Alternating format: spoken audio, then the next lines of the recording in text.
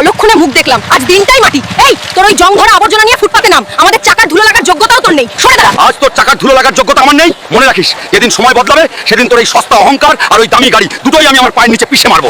Manager সাহেব, এই গাড়িটার দাম কত? তোর মতো ভিখারির 7 জন্ম বিক্রি করলেও এর একটা চাকা কিনতে পারবি না। বের হও এখান থেকে, ছোট লোক কোথাকার। অহংকার করিস না ম্যানেজার, একদিন এই পুরো শোরুম আমি খুচরো টাকা দিয়ে কিনে নেব।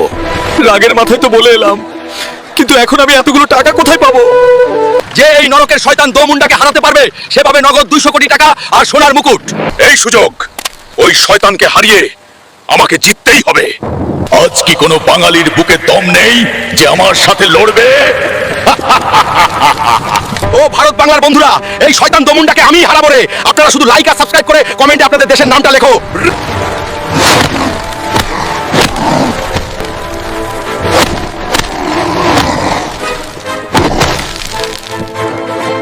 আমাদের বীর হাল্ক এই নরকের শয়তান দোমুন্ডাকে হারিয়ে জিতে নিয়েছে নগদ 200 কোটি টাকা আর এই সোনার মুকুট।